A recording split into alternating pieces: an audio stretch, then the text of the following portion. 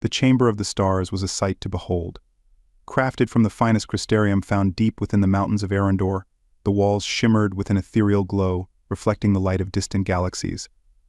The ceiling was a dome of transparent quartz, offering an unobstructed view of the vast cosmos.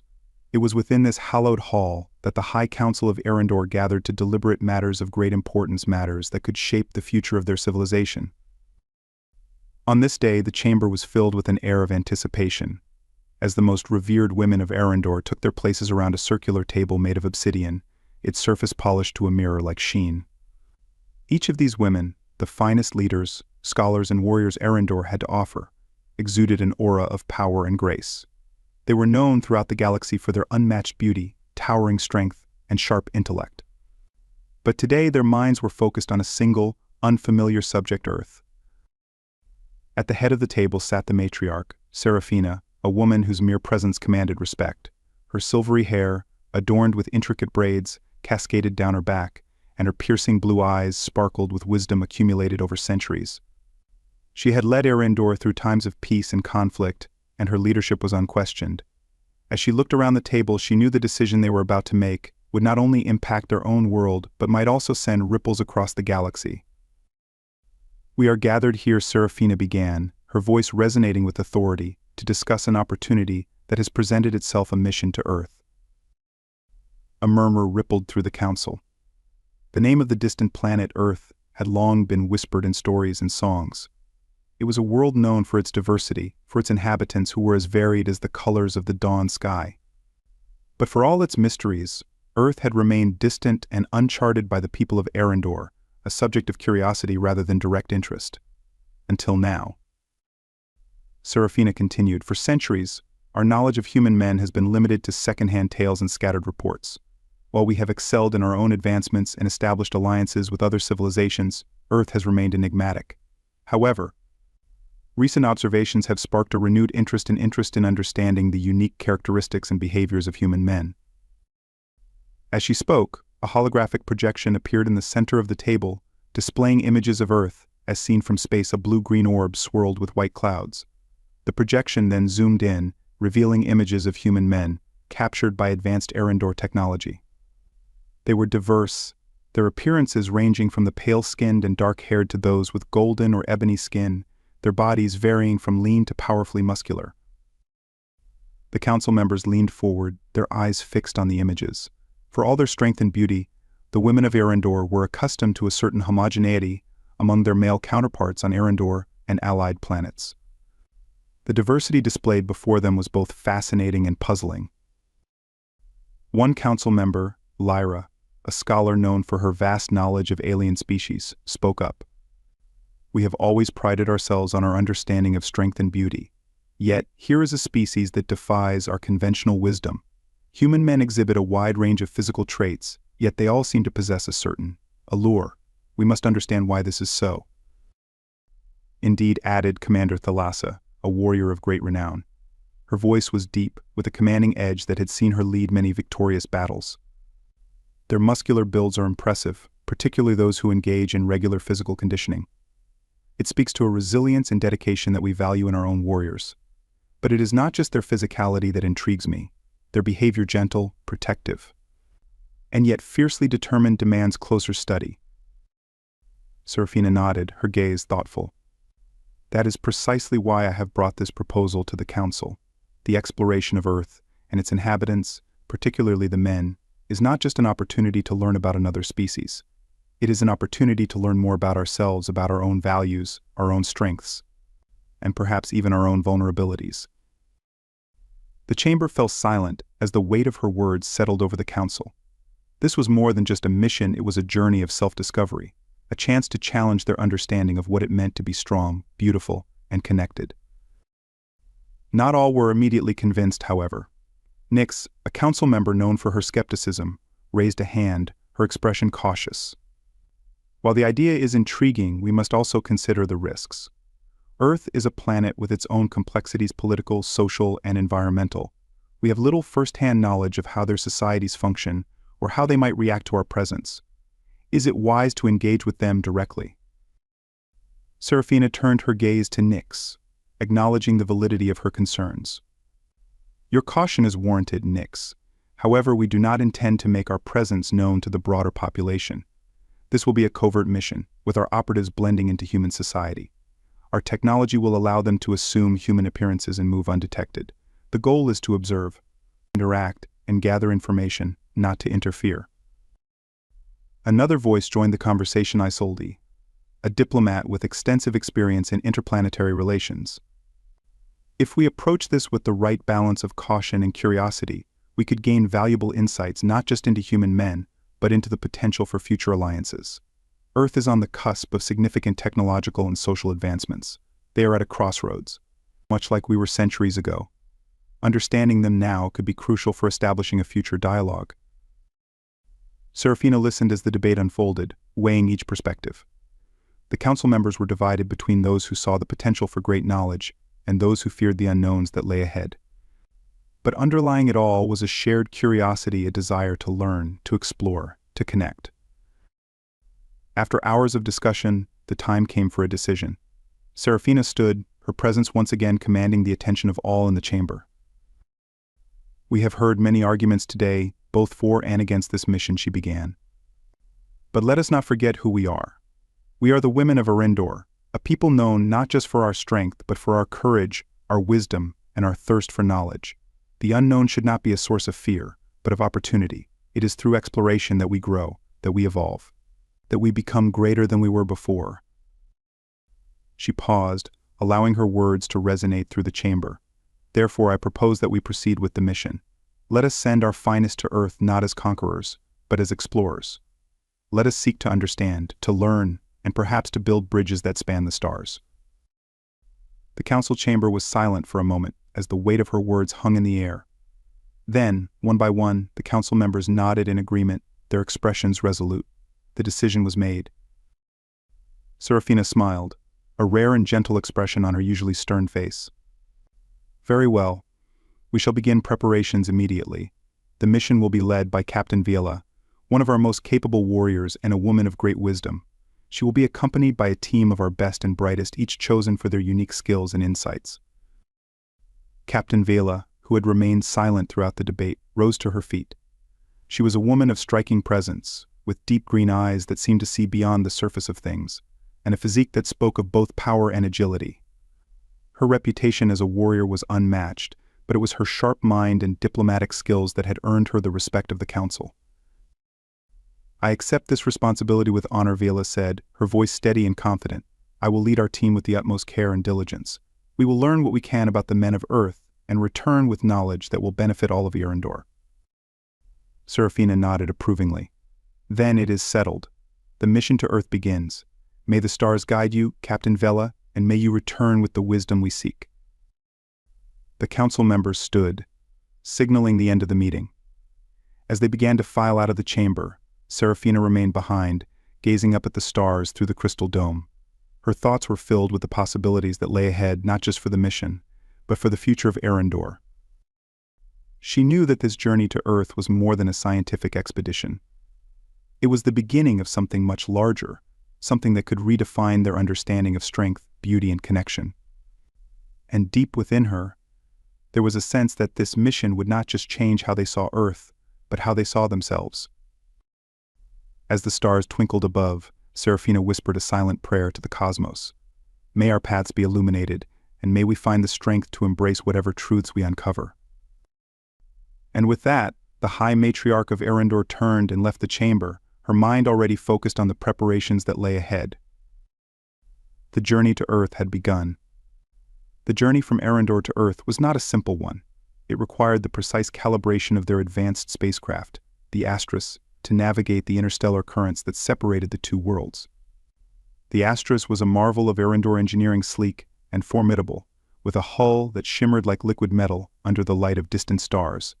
Its propulsion system, powered by quantum plasma drives, allowed it to traverse the vast distances between planets in mere days. But as the ship entered the gravitational pull of Earth, the crew of Arendor women braced themselves for a very different experience. The descent through Earth's atmosphere was both exhilarating and tense. The ship's exterior heated to a glowing red as it cut through the thickening air, leaving a trail of ionized particles in its wake. Inside the Astris, The women felt the change in gravity as the ship adjusted to Earth's pull, a sensation that made their stomachs lurch slightly despite their extensive training. Captain Vela stood at the helm, her gaze focused on the holographic display in front of her. The blue and green orb of Earth grew larger by the second, the curvature of the planet becoming more pronounced as they neared their destination. Her fingers moved deftly over the controls, making micro-adjustments to the ship's trajectory to ensure a smooth entry. Behind her, the rest of the crew monitored their stations, their expressions a mix of concentration and anticipation. "Prepare for final approach," Vela commanded, her voice steady. "We will be landing in a remote region to avoid detection." The Astras's navigation systems had pinpointed a secluded area deep within the forests of the Pacific Northwest, a place chosen for its dense vegetation and minimal human activity. As the ship descended, the lush green canopy of trees came into view, the vibrant landscape in stark contrast to the sterile environment of the spacecraft. The women of Erindor had studied Earth's biomes extensively before their journey, but seeing it firsthand was an entirely different experience.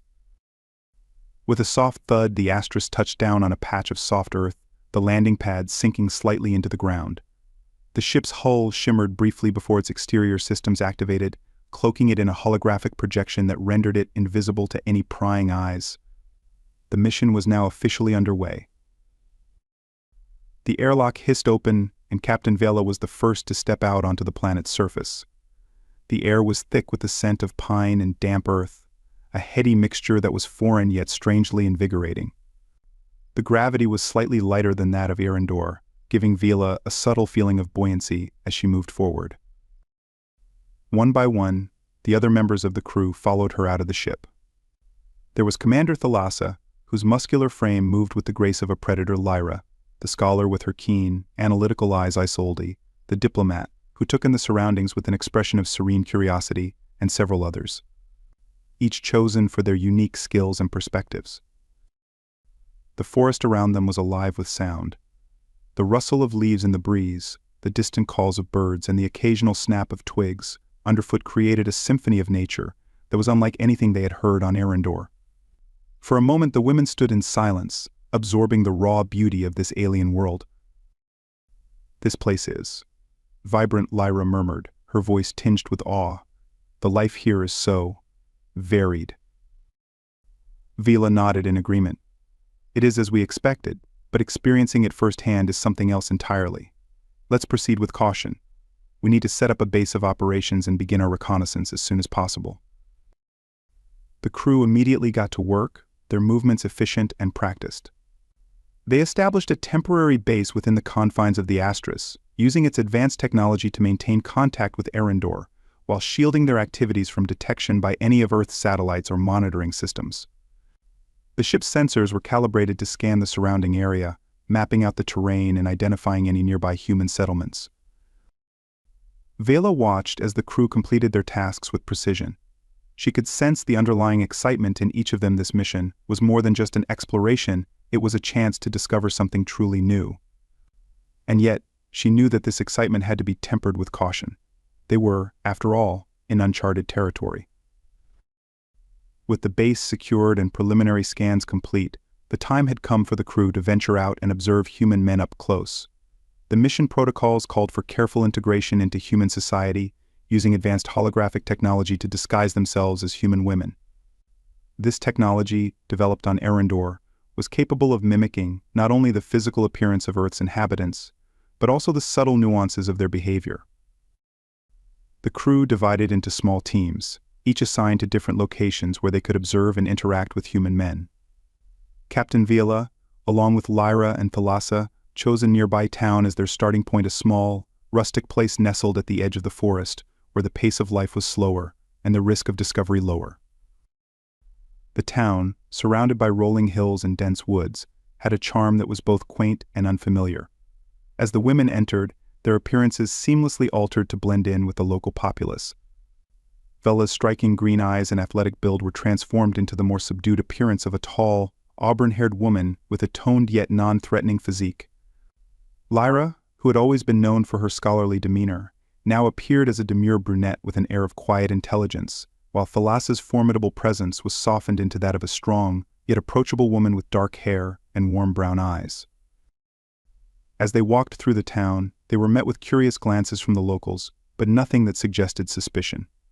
The women had studied human social behaviors extensively, and they moved with an ease that belied their alien origins. They visited a local cafe, a gym, and the town square, all the while observing the men around them. It was in the gym that the women had their first close encounter with human men.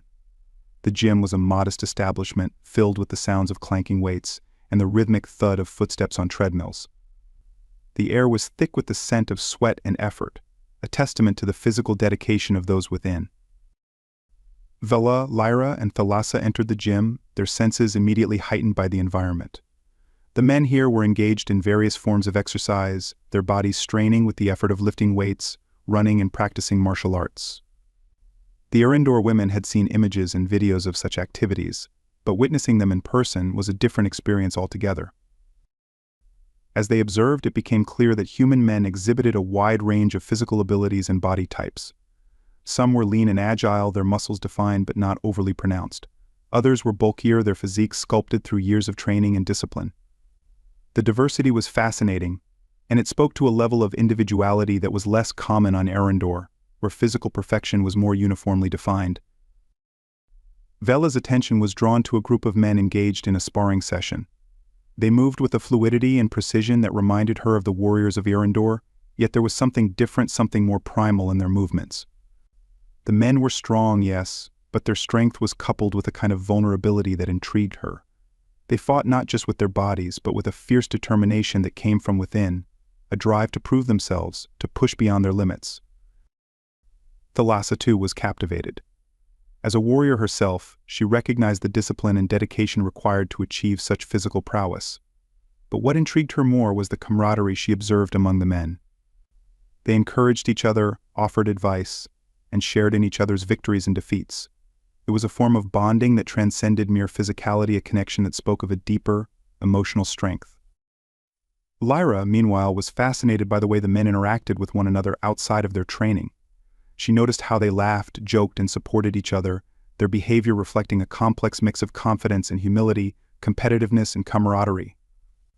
It was clear that these men valued not just physical strength but also intelligence, humor, and emotional connection. At one point, a man approached the trio, his expression friendly and curious.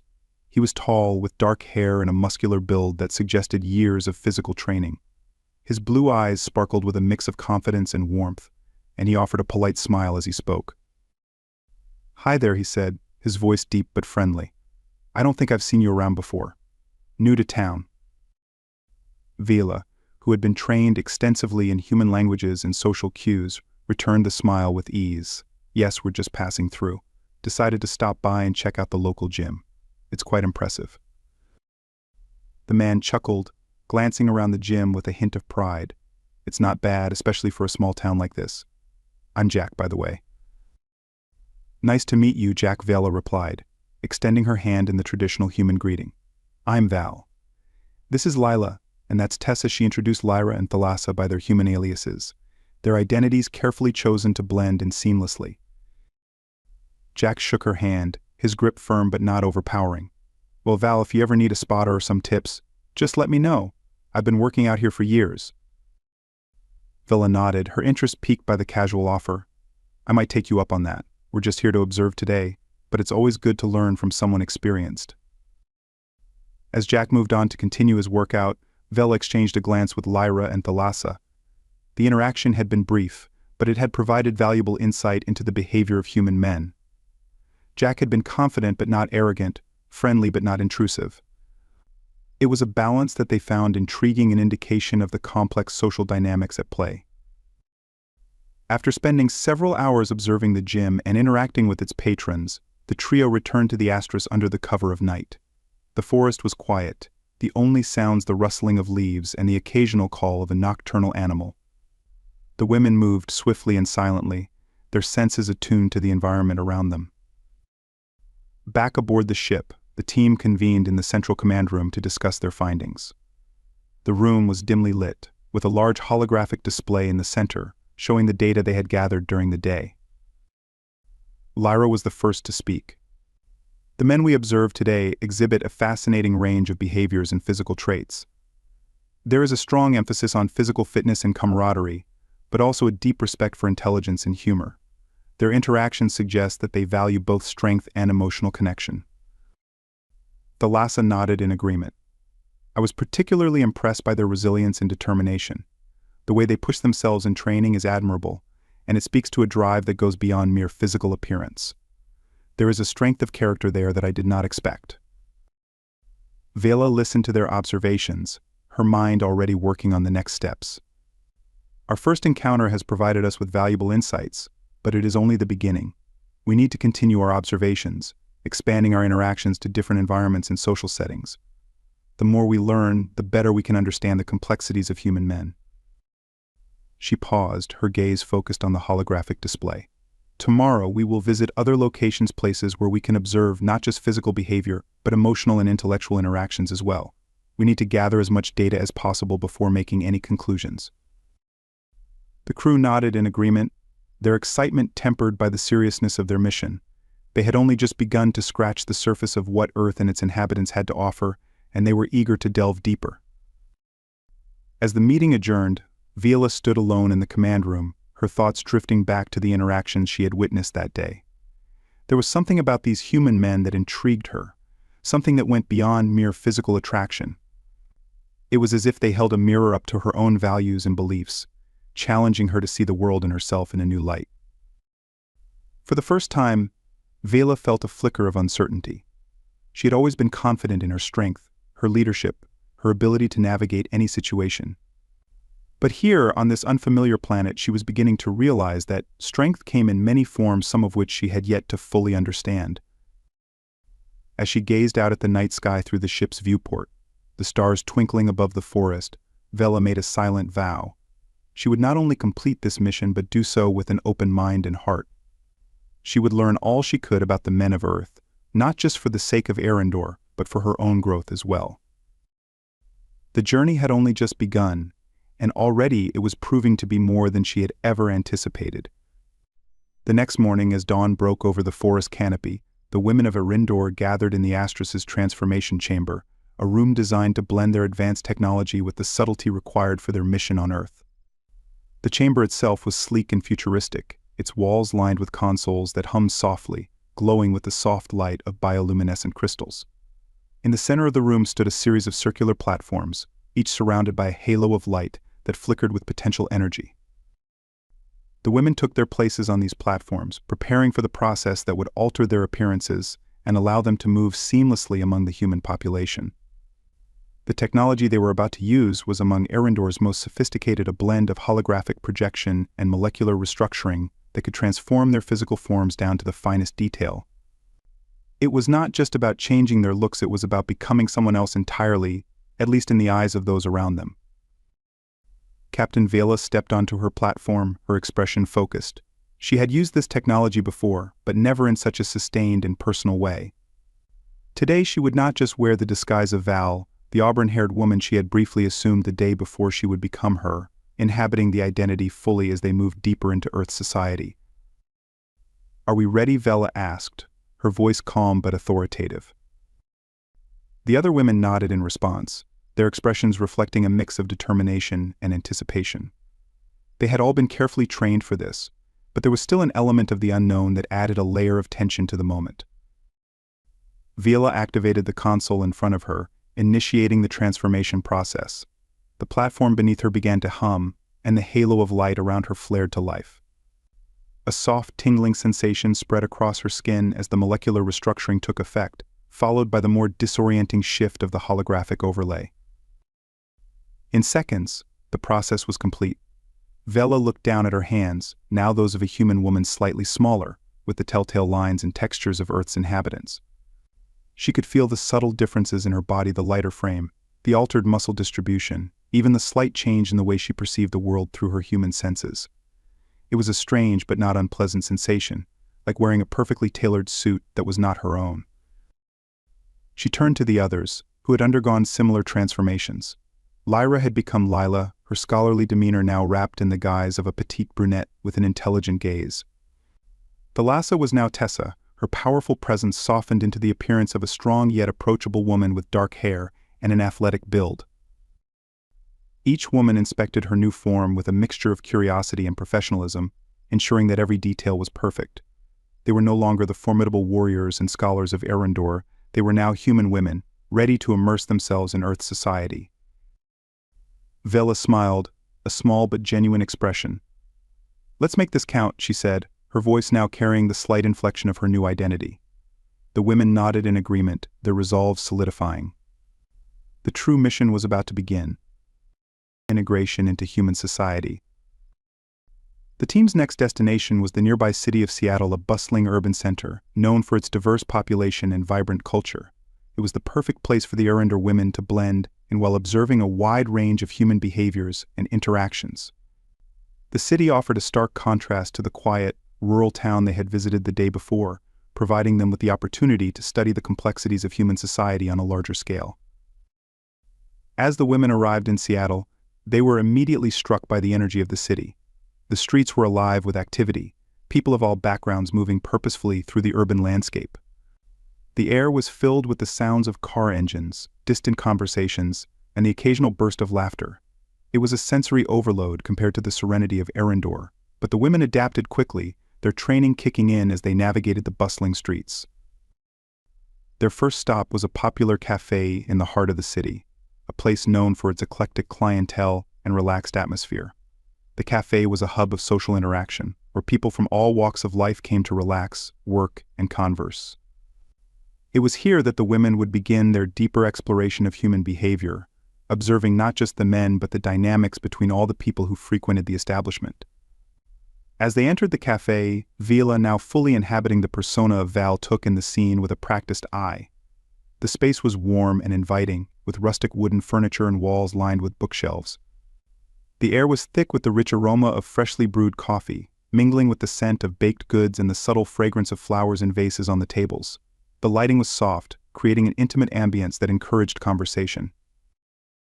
The women chose a table near the window, where they could observe the ebb and flow of customers without drawing attention to themselves.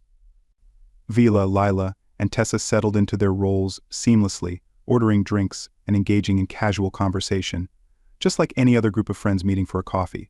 But beneath the surface, their minds were alert, analyzing every detail of their surroundings. It wasn't long before they began to notice the subtle social cues that defined human interactions. There were the regulars who exchanged familiar greetings with the baristas and each other, their conversations punctuated by shared laughter and inside jokes. Then there were the newcomers, who approached the counter with a slight hesitation, their eyes scanning the menu as they tried to navigate the unfamiliar territory. Some people sat alone, absorbed in their work or lost in thought, while others engaged in animated discussions, their voices rising and falling with the intensity of their emotions. What intrigued the Arendor women most, however, were the interactions between the men and women in the cafe. There was a certain dance to these exchanges, a give and take that was both subtle and complex. The women noticed how the men often displayed a blend of confidence and attentiveness, offering compliments or making jokes to break the ice. The women, in turn, responded with smiles, laughter, or a playful challenge, creating a dynamic that was as much about mutual respect as it was about attraction. At one point, a man approached their table, offering a friendly smile. He was tall, with sandy blonde hair and a laid-back demeanor that matched the cafe's atmosphere. "Mind if I join you?" he asked, his tone casual but polite.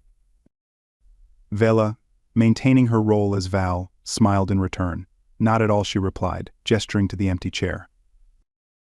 The man took a seat, setting down his cup of coffee. "Thanks. I'm Derek, by the way. I don't usually do this, but you all look like you were having a good time and I figured, why not?" Vila noted the ease with which Derek introduced himself, his approach neither overly assertive nor hesitant. It was clear he was comfortable in social situations, and his relaxed demeanor put those around him at ease. "We're just enjoying the city," Vila said, her voice warm. "I'm Val, and these are my friends, Lila and Tessa." Derek nodded to Lyra and Thalassa, who returned his greeting with polite smiles. "Nice to meet you all. So are you visiting, or are you locals?" "Visiting, Lyra," now Lila answered, her tone light and conversational. "We're exploring different parts of the city, getting a feel for the culture here." Derek's eyes lit up with interest. "Seattle's a great place for that. There's a lot to see and do, and the people here are pretty friendly. If you're into music, there's a jazz club not too far from here that's worth checking out." The conversation flowed easily, with Derek sharing insights about the city and the women asking questions that allowed them to delve deeper into his perspective. Through this interaction, they learned not just about the city but also about the values and interests that shaped Derek's life.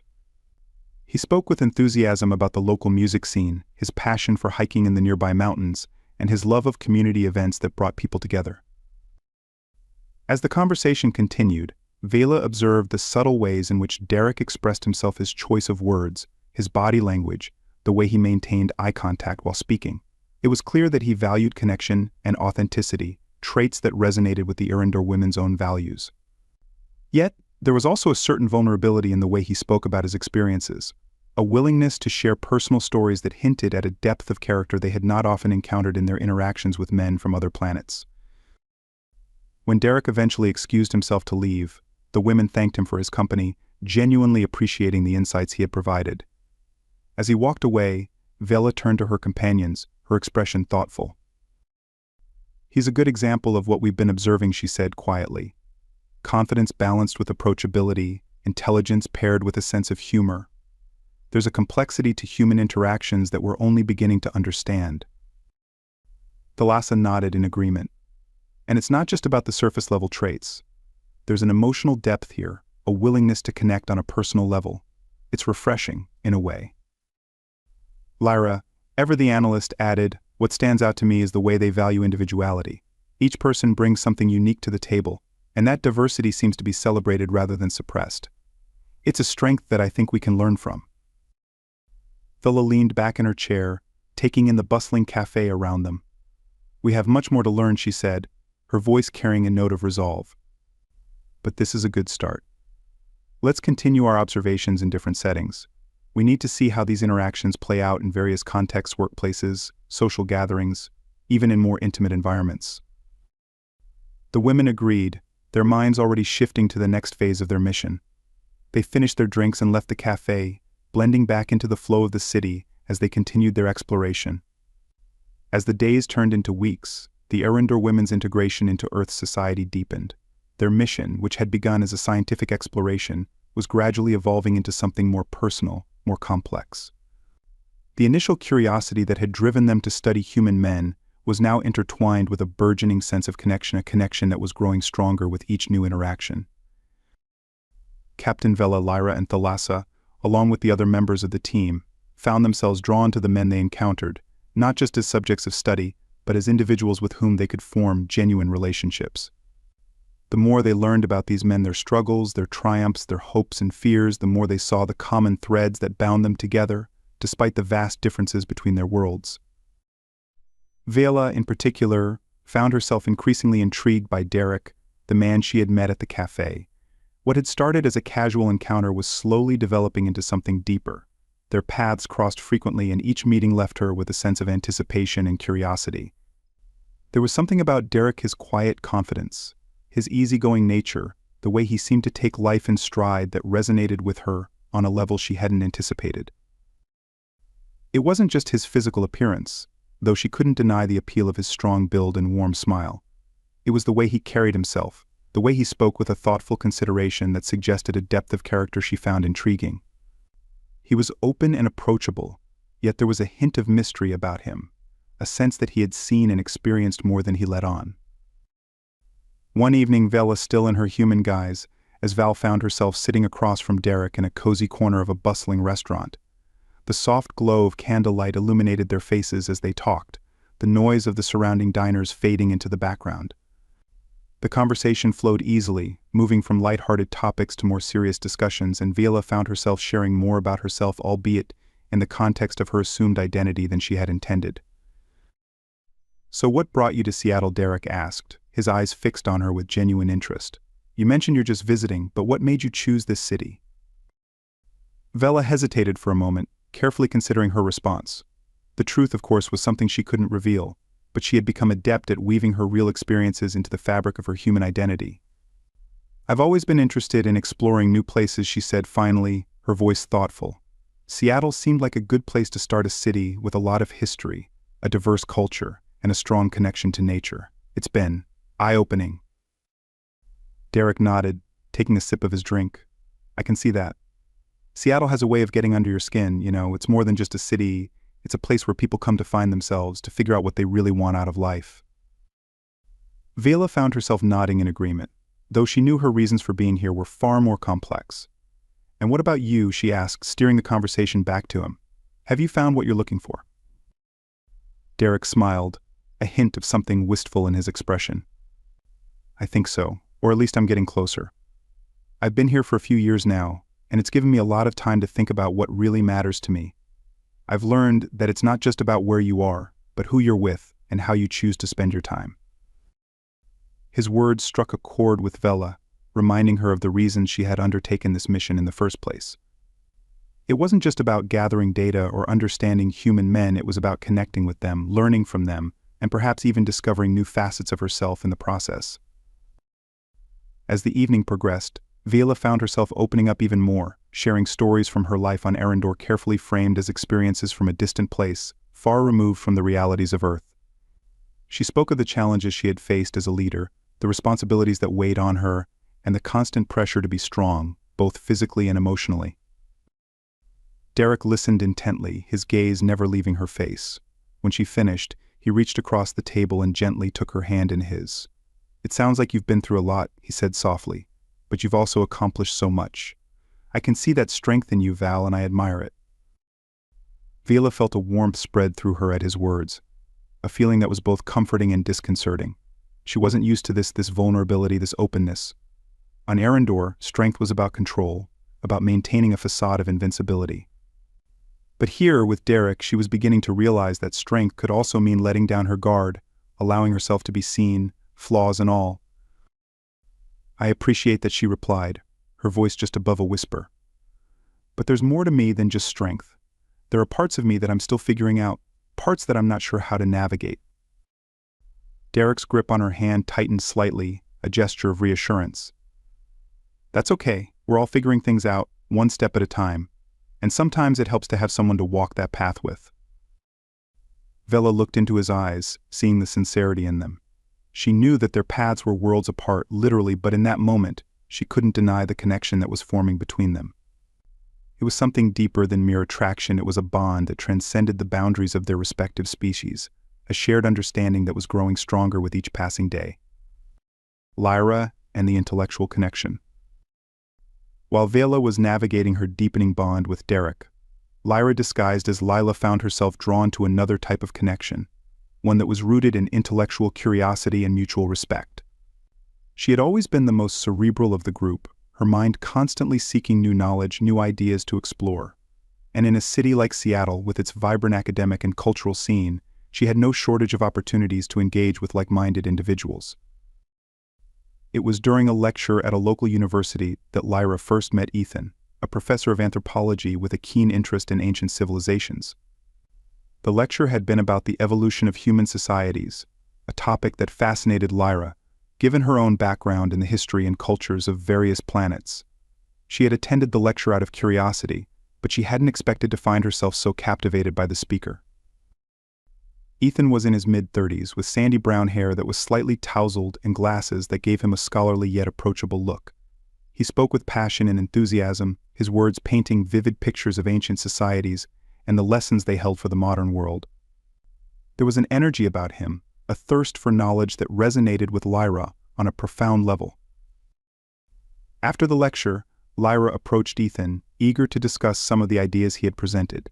Their conversation flowed effortlessly, moving from the topic of ancient civilizations to broader philosophical questions about the nature of human progress and the meaning of cultural identity. Ethan was impressed by Lyra's insights, and she was equally intrigued by his perspective, which blended rigorous academic analysis with a deep appreciation for the complexities of human experience. Over the next few weeks, Lyra and Ethan met regularly, sometimes for coffee, other times for long walks through the city's parks. Their discussions covered a wide range of topics, from history and science to art and literature. Each conversation was a dance of ideas, a meeting of minds that challenged and inspired them both. For Lyra, these interactions were more than just intellectually stimulating, they were also emotionally fulfilling in a way she hadn't expected. She found herself looking forward to their meetings, not just for the exchange of ideas but for the connection she felt with Ethan. He was someone who understood her need for knowledge, who shared her curiosity about the world, and who valued her opinions as much as she valued his. One afternoon, as they sat on a bench overlooking the city's skyline, Ethan turned to Lyra with a thoughtful expression. "You know, Lila, I've met a lot of people in my life, but you're different. There's something about the way you think, the way you see the world that's unlike anyone else I've encountered." Lyra felt a flutter of emotion at his words, a mix of pride and vulnerability. "I could say the same about you," she replied, her voice tinged with warmth. "You have a way of making complex ideas accessible, of finding meaning in places others might overlook. It's refreshing." Ethan smiled, a genuine, open expression that made her heart skip a beat. "I'm glad you think so. I've really enjoyed getting to know you, Lila. I feel like we've barely scratched the surface of what we can learn from each other." Lyra nodded, her mind racing with the implications of his words. She knew that she couldn't fully reveal her true identity to Ethan, but that didn't diminish the significance of the connection they were forming.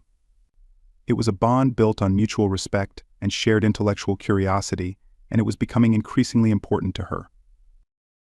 As they continued to talk, Lyra realized that she was experiencing something she had never felt before, a sense of belonging, of being truly understood by someone outside of her own world.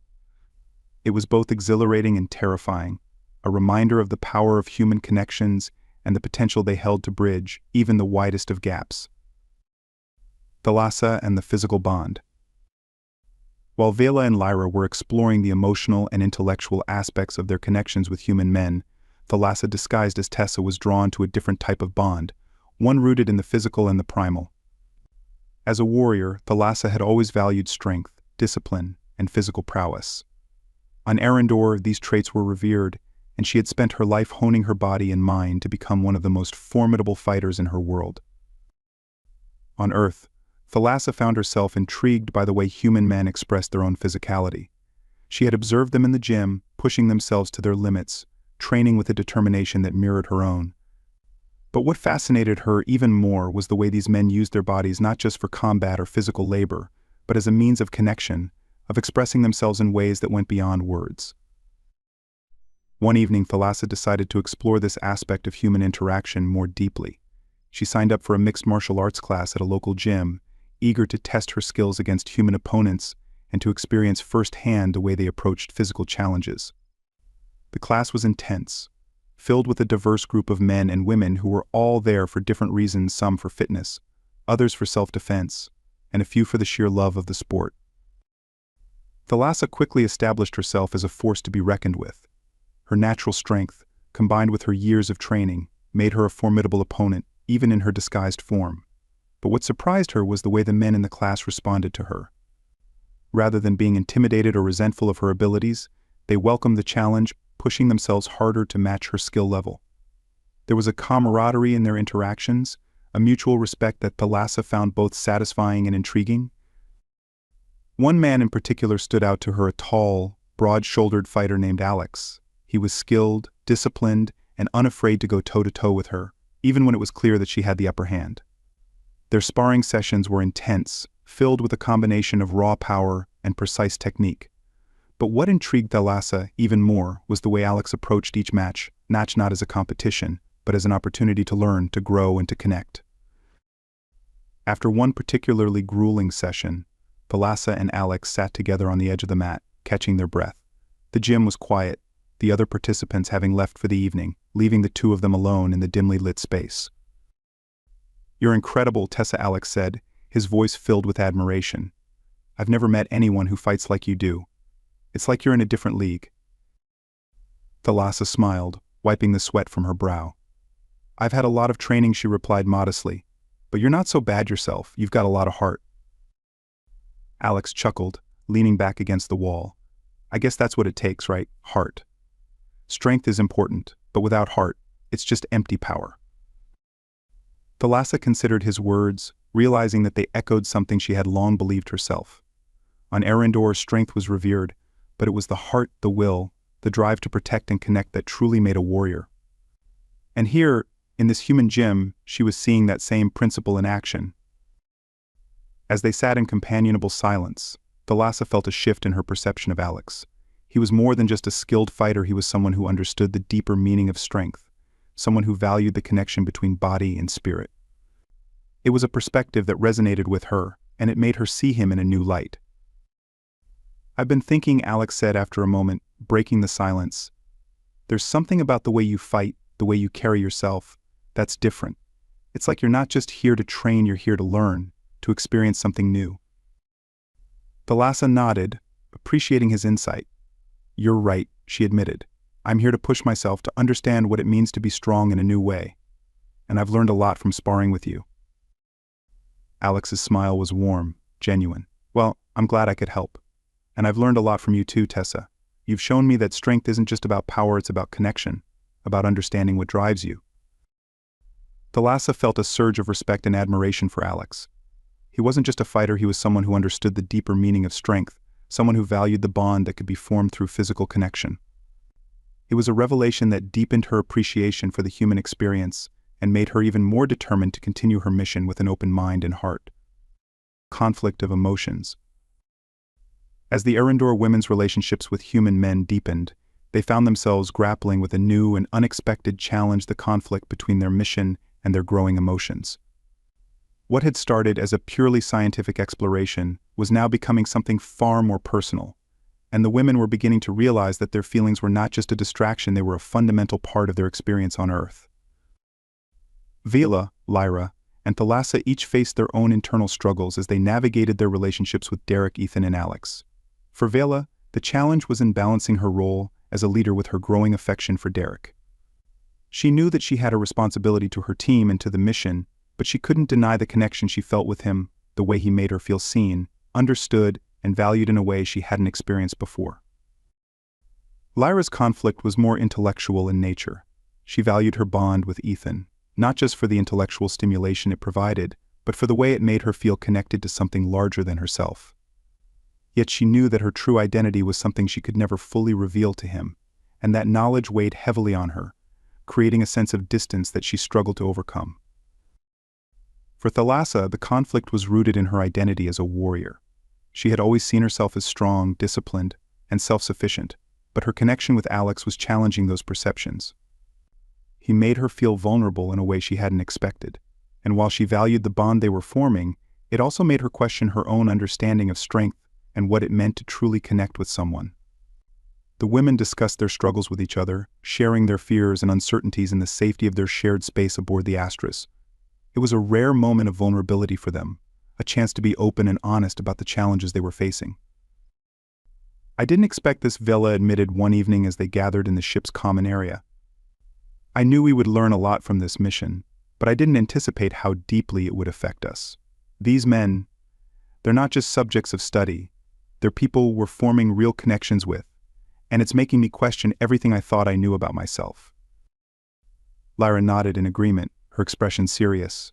"I feel the same way. My bond with Ethan is more than just intellectual, it's personal. And yet, I know that there are things I can never share with him, parts of myself that will always be hidden. It's difficult." Thalassa, who had been listening quietly, spoke up. "I've always believed that strength comes from within, from discipline and control. But Alex is showing me that strength can also come from connection, from allowing yourself to be vulnerable. It's a lesson I'm still struggling to accept." The room fell silent as the women reflected on their words, each lost in their own thoughts. They had come to Earth with a clear purpose, but now that purpose was being challenged by the complexities of human emotion, by the bonds they were forming with the men they had met. "I think," Vela said finally, breaking the silence, "that we need to allow ourselves to experience these connections fully, even if it complicates our mission. We're here to learn not just about human men, but about ourselves. And maybe these emotions, these relationships are part of that learning process." Lyra and Thalassa nodded, their expressions thoughtful. They knew that Vela was right, but that didn't make the path ahead any easier. They were venturing into uncharted territory, where the lines between duty and desire, between observation and connection, were becoming increasingly blurred. Cultural exchange. As the women embraced their growing relationships with human men, they also began to share more about themselves, albeit within the limits of their human disguises.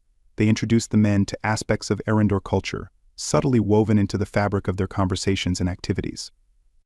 These exchanges became a way for the women to connect with the men on a deeper level, to share a part of themselves that went beyond their physical appearance.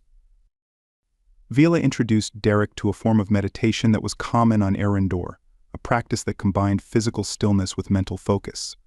They spent an afternoon in a secluded park, sitting cross-legged on the grass as Vela guided Derek through the steps of the meditation. She watched as he closed his eyes, his breathing slowing as he followed her instructions. It was a moment of shared tranquility, a connection that went beyond words. Lyra shared with Ethan a game that was popular among the scholars of Arendor, a complex puzzle that required both logical reasoning and creative thinking. They spent hours working on the puzzle together, their minds engaged in a dance of ideas as they tried to solve the intricate challenges. It was a form of intellectual bonding that brought them even closer, deepening their mutual respect and admiration. Thalassa introduced Alex to a form of martial arts practiced on Arendor, a style that emphasized fluidity and balance as much as strength. They sparred together in the gym, their movements synchronized as they practiced the techniques Thalassa had shown him. It was a physical connection that allowed them to communicate without words, a bond forged through shared effort and mutual respect. These cultural exchanges enriched the relationships the women were forming, allowing them to share a part of their true selves with the men they cared about. It was a way of bridging the gap between their worlds, of creating connections that were rooted in understanding and mutual appreciation. A new understanding. As the mission continued, the women of Arendor began to see the world and themselves in a new light. They had come to Earth seeking knowledge, but what they were finding was something far more profound. Their experiences were challenging their preconceptions, forcing them to reevaluate their understanding of strength, beauty, and connection. For Vela, the bond she was forming with Derek was teaching her that strength was not just about control and discipline, it was also about vulnerability, about allowing herself to be seen and understood. Derek had shown her that it was possible to be strong and still need others, that connection was not a weakness, but a source of strength in its own right. Lyra's relationship with Ethan was deepening her appreciation for the intellectual and emotional aspects of connection. She was learning that true understanding required more than just knowledge, it required empathy, a willingness to see the world through someone else's eyes.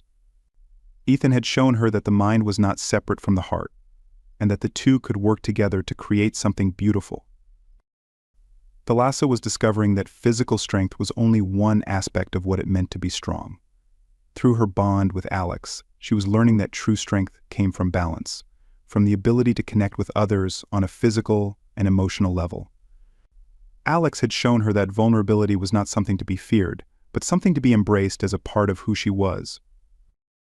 As the women shared their experiences with each other, they realized that their mission was not just about gathering data, it was about transformation. They were being changed by their time on Earth, by the connections they were forming, and by the lessons they were learning from the men they had met. They knew that their journey was far from over, and that the challenges they were facing were only the beginning, but they also knew that they were stronger for it, that their experiences were shaping them into something new, something more. As they looked ahead to the future, the women of Arendor felt a sense of resolve. They would continue their mission with open hearts and open minds, embracing the connections they were forming and the lessons they were learning. They were not just explorers, they were participants in a journey of discovery, one that would take them to the very heart of what it meant to be human. And as they moved forward, they knew that their experiences on Earth would leave an indelible mark on them, shaping not just their mission, but their very identities. They had come seeking knowledge, but what they were finding was something far more valuable, a deeper understanding of themselves, of humanity, and of the connections that could one day bridge the stars. The forest was still as the Astris prepared for its departure, its cloaking system disengaged to reveal the sleek, shimmering form of the Arendor spacecraft. Inside, the women moved with purpose, their movements precise and practiced, but there was an undercurrent of tension, a quiet unease that had settled over the crew as they faced the final stages of their mission. Captain Vela stood in the command center, her eyes focused on the holographic display that showed their flight path back to Arendor. The journey home was imminent, but her mind was far from the technical details of their return. Instead, she found herself grappling with the weight of the decisions that lay ahead, decisions that would not only affect her and her crew, but also the future of Arendor and Earth. The mission had been a success in many ways. The women had gathered extensive data on human men, learned about their physical characteristics, behaviors, and cultural values. They had observed, interacted, and even formed personal bonds that had gone far beyond the original scope of their assignment. But with that success came complications, emotions, connections, and a deepening understanding of humanity that had blurred the lines between observation and participation. Vela knew that the time had come to present their findings to the High Council of Arendor, to share not just the data they had collected, but the experiences that had profoundly affected each of them. But as she stood there, she realized that their report would be far more than just a scientific analysis. It would be a testimony to the power of connection, of understanding, and of the ways in which their time on Earth had changed them. She turned to face her crew, who had gathered in the command center, their expressions mirroring the mix of anticipation and uncertainty that she felt. Lyra, Thalassa, and the others looked to Vela for guidance, their eyes filled with questions that she knew she couldn't answer alone. "We've completed our mission," Vela began, her voice steady but tinged with emotion. "We've gathered the data we came for. And we've learned more than we ever expected. But we've also experienced something that goes beyond the parameters of our assignment. We've formed connections with the people of Earth, connections that have challenged our understanding of ourselves and our world." Lyra nodded, her expression thoughtful. "We've seen the strength, intelligence, and emotional depth of human men. We've learned that they are not so different from us, and that their diversity is a source of strength, not weakness. But we've also discovered that our own perceptions were limited, shaped by our experiences and our society. This mission has opened our eyes to new possibilities, new ways of thinking." Thalassa, who had always been the most focused on the physical aspects of the mission, spoke next. "I've learned that strength isn't just about power or discipline. It's about connection, about understanding the balance between physicality and emotion. The men I've met here have shown me that true strength comes from embracing both aspects, and that vulnerability is not a weakness, but a part of what makes us strong." Vela listened to their words, feeling a sense of pride and camaraderie. These women had grown, not just as scientists and warriors, but as individuals who had come to understand the complexities of human relationships, emotions, and connections. They had been changed by their time on Earth, and she knew that their experiences would have a lasting impact on Arendor.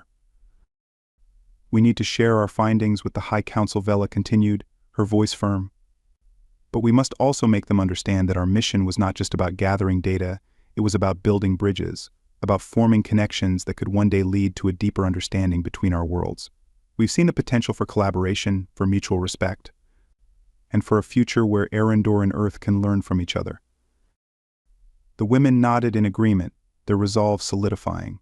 They knew that their journey was far from over, that the next steps would be critical in shaping the future of their world and the potential relationship between Arendor and Earth. But they were ready to face whatever challenges lay ahead, armed with the knowledge and understanding they had gained. Final farewells. As the time to depart drew closer, the women of Arendor knew that they had one final task to complete, saying goodbye to the men who had become an integral part of their mission, and who had touched their hearts in ways they hadn't expected. For Vela, this meant facing Derek one last time. They had grown close over the weeks, their bond deepening with each shared experience, each conversation that revealed more of their true selves. Vela knew that her departure would be difficult, not just for him, but for herself as well. But she also knew that she couldn't stay, that her duty to her people, and the mission, required her to return to Arendor. They met in the park where they had meditated together, the same place where Vela had first felt the stirrings of something deeper than mere curiosity. The air was cool, the early morning mist clinging to the grass and trees, creating an atmosphere that was both peaceful and poignant. Derek was already there when Vela arrived, his hands in his pockets, his expression thoughtful as he watched the sun rise over the horizon. When he saw her, his face lit up with a smile, but there was a hint of sadness in his eyes, as if he already knew what she was about to say. "Val," he greeted her, his voice warm but tinged with something more. "I'm glad you came." Vela smiled in return, though her heart was heavy. "I couldn't leave without seeing you one last time." Derek nodded, his gaze searching hers. "So this is goodbye." Vela took a deep breath, the words catching in her throat. "Yes," she said softly. "I have to leave. There are things I need to take care of, responsibilities I can't ignore." Derek looked down at the ground, his jaw tightening. "I had a feeling this was coming, but it doesn't make it any easier." Vela reached out, placing a hand on his arm, feeling the warmth of his skin through the fabric of his jacket. "I wish things were different," she admitted, her voice thick with emotion. "I wish I could stay. But my path is leading me elsewhere. Derek looked up, his eyes filled with a mix of sadness and understanding. I get it. You've got your own life, your own things to deal with. But I'm going to miss you, Val. I have really come to care about you. Vela's heart ached at his words, the depth of his feelings mirrored in her own. I care about you too, Derek, more than I ever expected. You've shown me a side of myself that I didn't even know existed, and for that, I'm grateful. They stood in silence for a moment, the weight of their unspoken emotions hanging between them. Then, slowly, Derek reached out and pulled Vela into a gentle embrace, holding her close as if trying to memorize the feel of her in his arms. Vela closed her eyes, savoring the warmth of his touch, the steady beat of his heart against her own. She knew that this would be their last moment together, and she wanted to hold on to it for as long as she could. I'll never forget you, Derek whispered, his voice filled with emotion.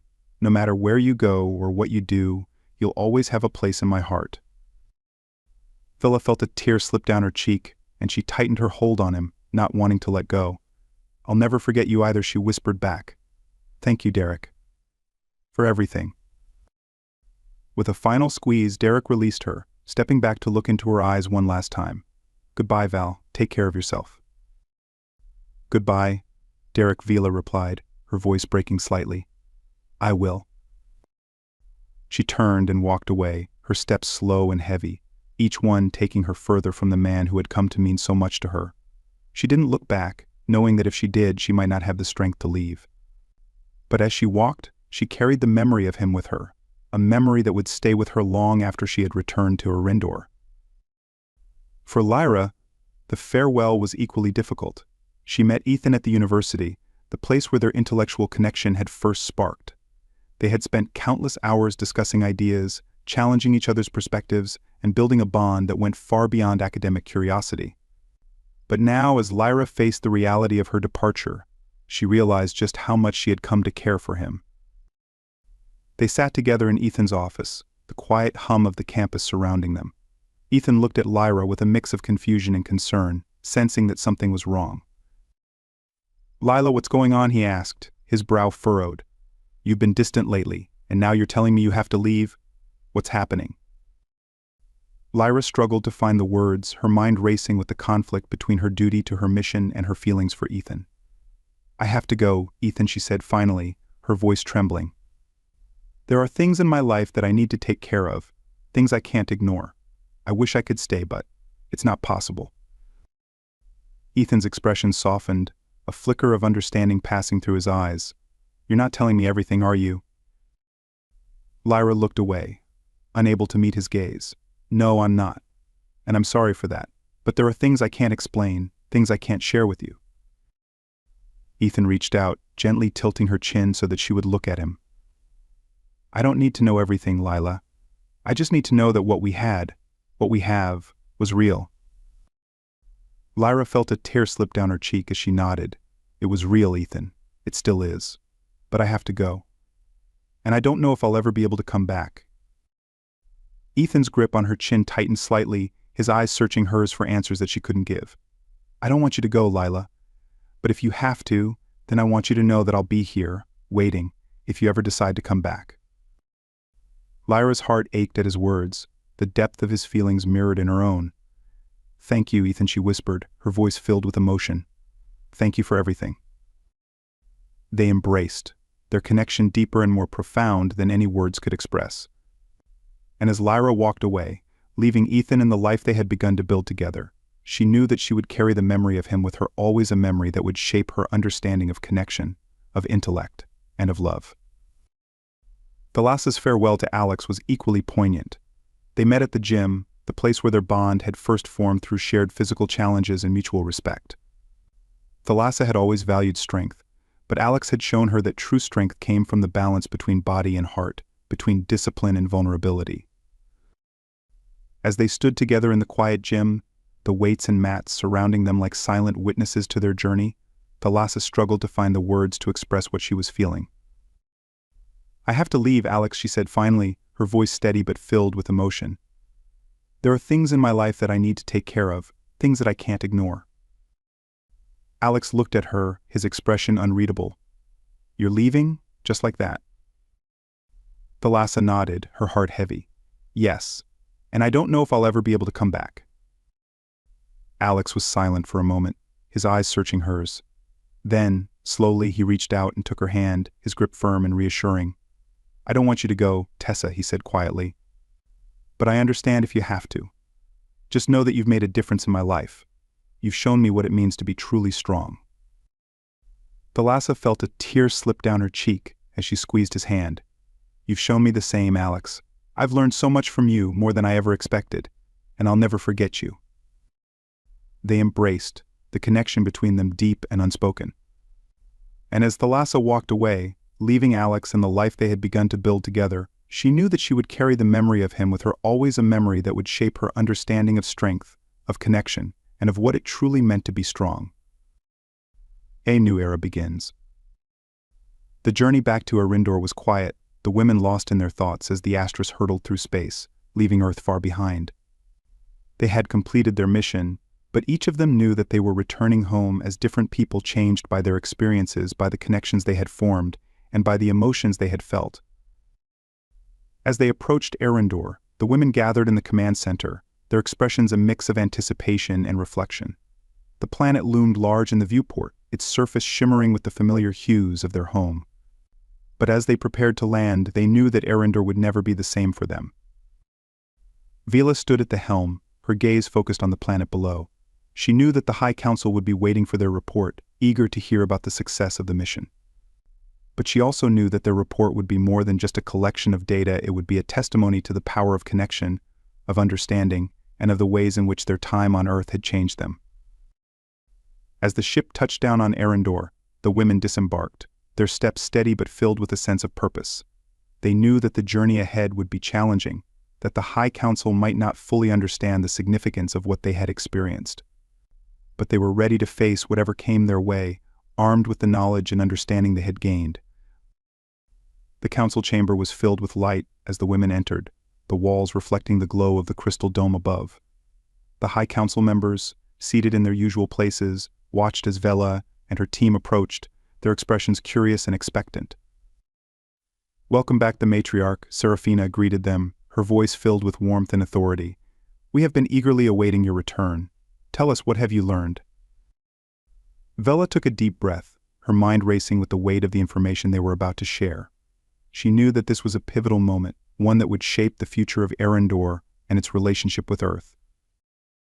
"We have learned much," Vela began, her voice steady. "The men of Earth are strong, intelligent, and diverse in ways that we had not fully understood before. They value physical strength, but they also value emotional connection, intellect, and mutual respect. Their diversity is a source of strength, and we have much to learn from them." The council members listened intently, their expressions thoughtful as Vila continued. She spoke of the connections they had formed, the emotions they had experienced, and the ways in which their time on Earth had challenged their understanding of strength, beauty, and connection. When she finished, the chamber was silent, the weight of her words hanging in the air. The council members exchanged glances, their expressions a mix of contemplation and curiosity. Finally, Serafina spoke, her voice calm but filled with a sense of gravity. "Your mission has been a success in ways that we did not anticipate. You have brought back not just knowledge but understanding, a deeper understanding of ourselves and our place in the universe. This knowledge will shape the future of Arindor, and it will guide us as we consider the possibilities of a relationship with Earth." Vila nodded, her heart filled with a sense of accomplishment and resolve. She knew that their journey was far from over, that the challenges ahead would be significant, but she also knew that they were ready to face those challenges, armed with the knowledge and understanding they had gained. As the council chamber filled with light, the women of Arindor felt a sense of peace, a sense of connection that transcended the boundaries of their world. They had come to Earth seeking knowledge, but what they had found was something far more valuable, a deeper understanding of themselves, of humanity, and of the connections that could one day bridge the stars. And as they looked ahead to the future, they knew that a new era was beginning, an era of understanding, of connection, and of the potential for a brighter, more connected universe.